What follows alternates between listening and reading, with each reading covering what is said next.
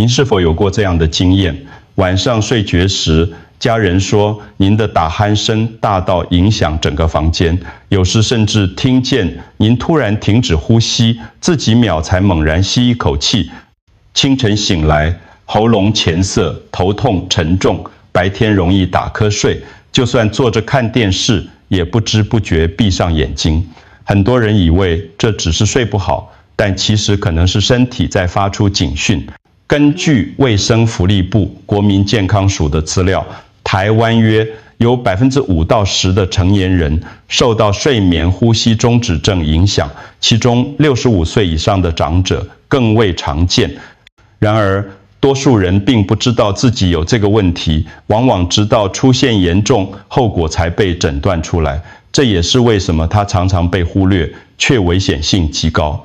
大家好，我是林医师，行医30多年，长期在设区门诊照顾长辈。临床上，我看过不少人因为长期忽视打鼾与睡眠品质，最终引发高血压、中风或心脏病。这些案例提醒我们，看似普通的打鼾，其实可能正在损害健康。别忘了订阅并开启小铃铛，这样您就能随时收到我们最新的健康建议。我想知道您是否正在收看，如果觉得有帮助，请在留言区输入数字1，若觉得没有帮助，请输入0。请您一定看到影片最后，我会分享一个简单的小秘诀，帮助您和家人更容易察觉睡眠呼吸中止症的蛛丝马迹。这样的提醒也许能避免一场不必要的危险。接下来就让我带您认识一位67岁的张伯伯。他多年来一直以为自己只是打鼾严重，直到有一天发生了一件差一点危及生命的意外。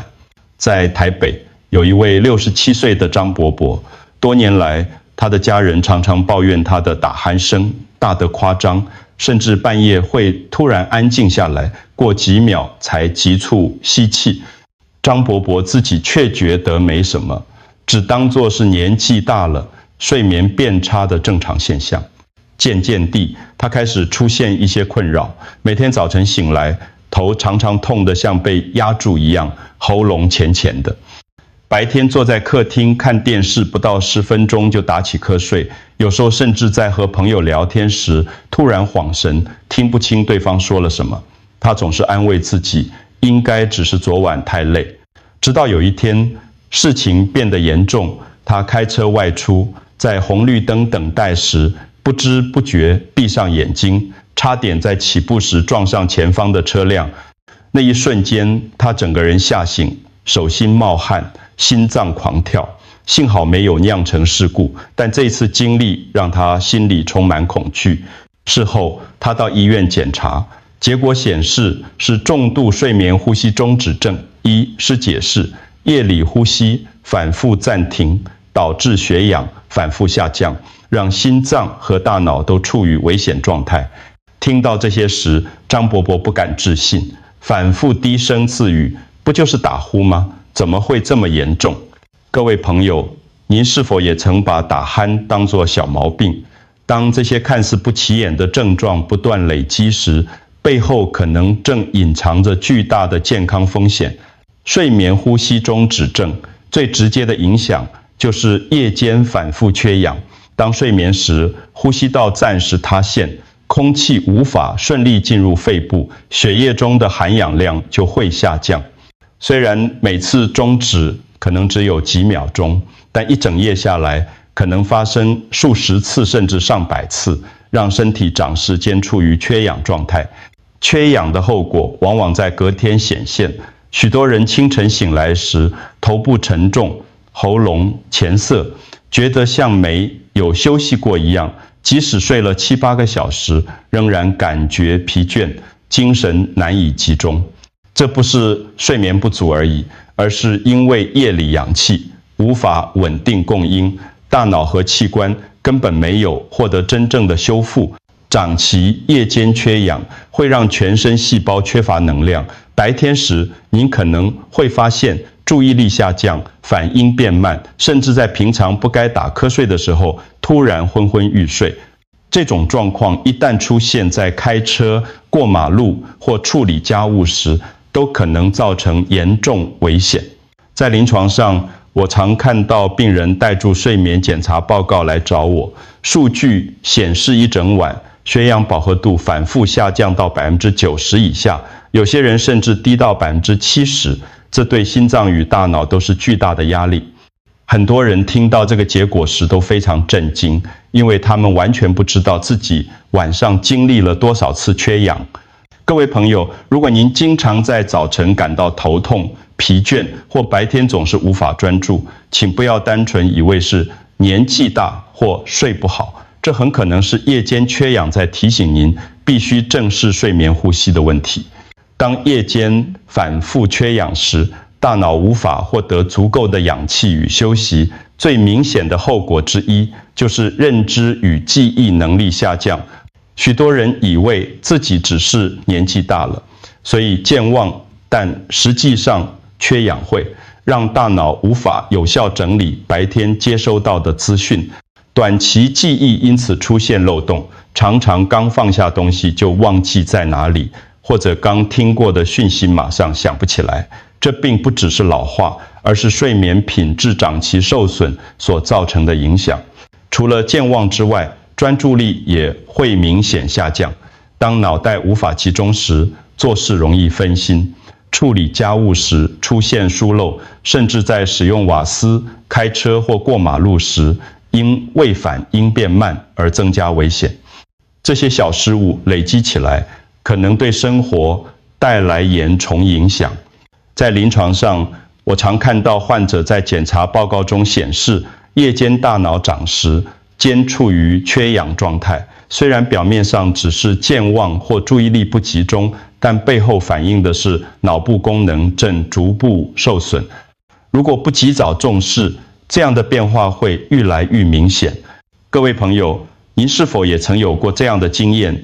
明明睡了一整晚，却在隔天忘东忘西，或者发现自己做事越来越难专心。如果您有相似的情况，请在留言区分享。这不仅能提醒自己，也能让更多人意识到问题的严重性。长期的睡眠、呼吸中止症不仅影响大脑与记忆，更会对情绪与生活品质造成压力。当夜里呼吸反复中断，睡眠不再完整，白天就容易感到疲倦与烦躁。原本可以轻松处理的小事，现在可能让人火气大，情绪控制能力下降。这样的变化往往先由家人察觉，有人会觉得您脾气变差、不耐烦，甚至越来越不想参加家庭活动或社区聚会。在门诊里，我常看到一些患者因为长期睡不好，逐渐失去对生活的热情，他们不再想出门，不愿意与朋友往来。这种社交退缩让孤单感加重，进一步让情绪陷入低落，久而久之就可能出现焦虑或忧郁的倾向。研究也指出，长期睡眠不足与情绪困扰有密切关联，缺乏深度睡眠会干扰大脑分泌与情绪有关的化学物质，使人更容易悲观，对生活缺乏动力。这不只是心理问题，而是睡眠品质不佳造成的连锁效应。各位朋友，如果您最近觉得脾气变得比较急躁，或者对原本喜欢的事物逐渐失去兴趣，请不要单纯以为是心情不好，很可能背后真正的原因是夜晚的呼吸与睡眠出了状况。睡眠呼吸中止症最严重的后果之一，就是对心血管系统造成长期伤害。当夜里呼吸反复暂停时，血氧下降，大脑会下指令让交感神经持续亢进，以确保身体得到足够的氧气。这种状态会使血压升高，心跳加快，就像身体整晚都在紧急待命。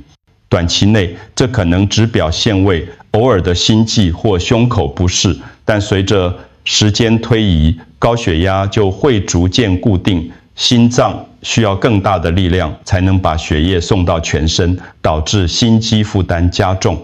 血管也因长期压力而变硬，增加中风与心肌梗塞的风险。在临床上，我曾遇过一些患者，他们虽然乖乖吃降压药，血压仍然难以控制。进一步检查才发现，真正的原因是睡眠呼吸中止症，导致夜间血压不断升高，药物效果被抵消。这也说明了，若忽略睡眠问题，心血管疾病就难以稳定。对于年纪渐长的朋友来说，心脏和血管本来就比较脆弱，如果再加上夜间缺氧与血压起伏，等于每天都在给心血管加班，长期下来风险大幅提升，而这些变化常常没有明显症状，直到突发事件才被发现。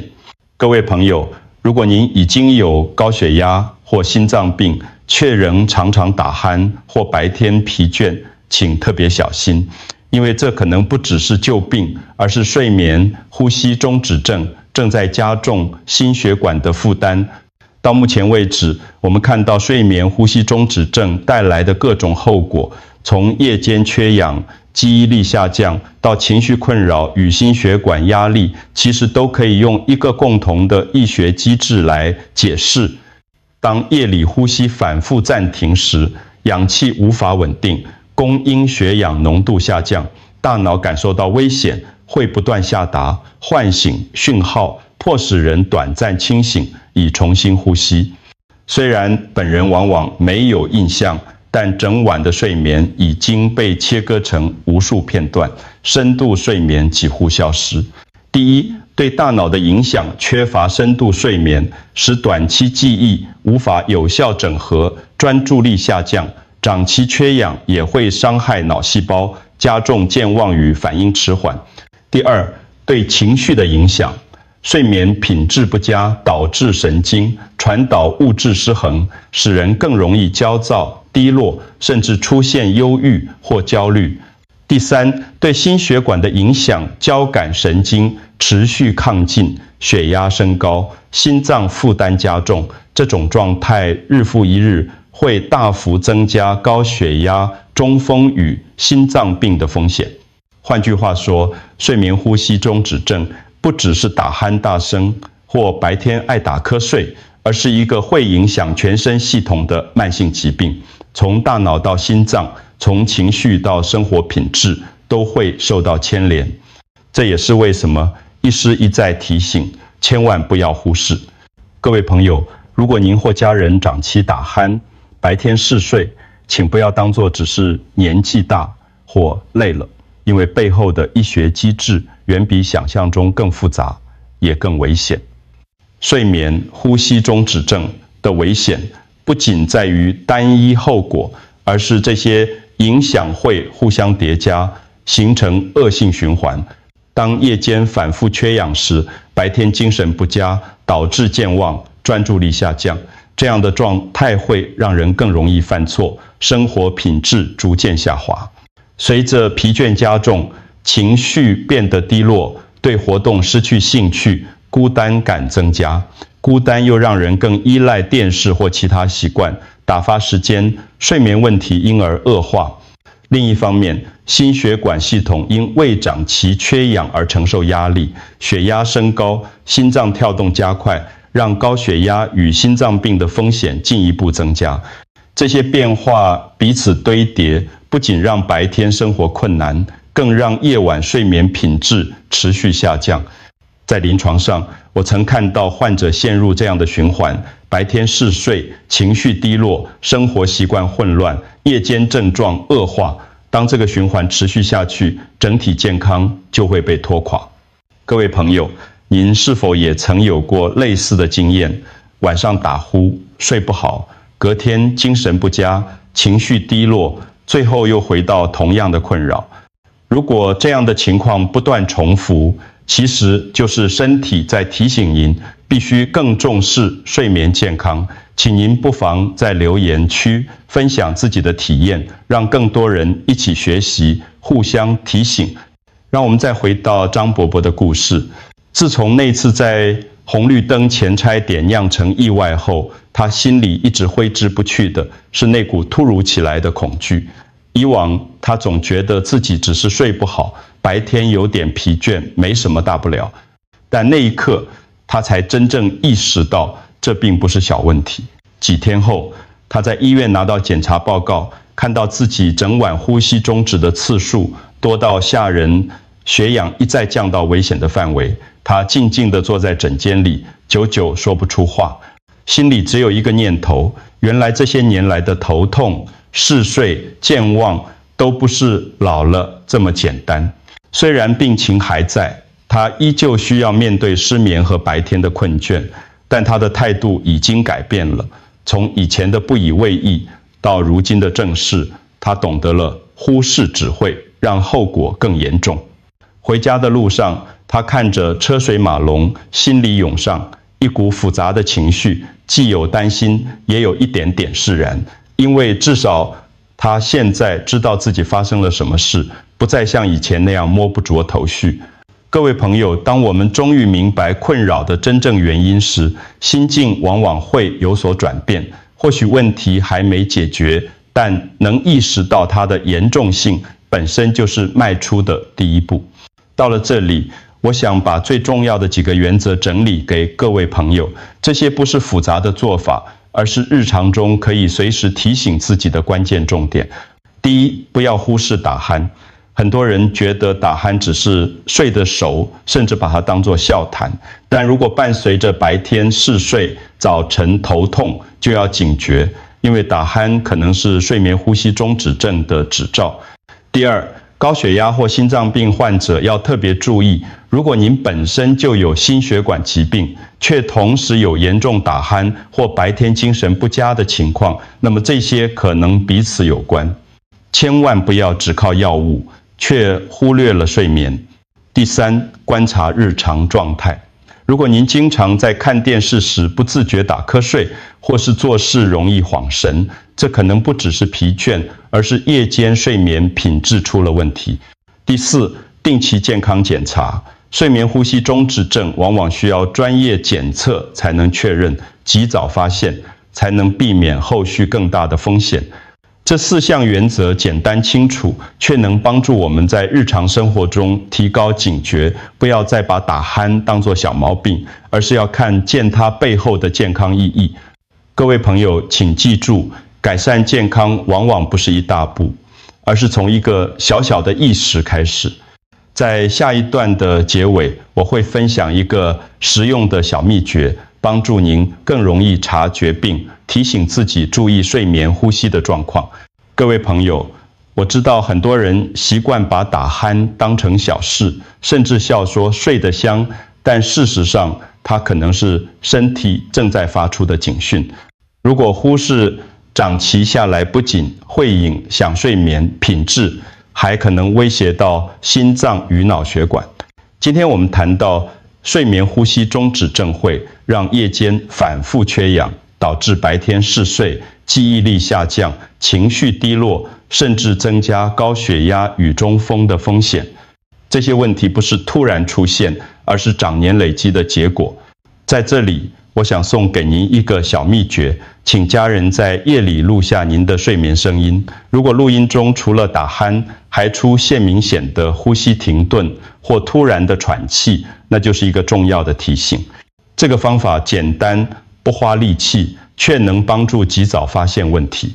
能够一起守护健康，比什么都珍贵。如果这段影片对您有帮助，邀请您订阅频道并开启小铃铛，更希望您把它分享给身边的人，让关心传得更远。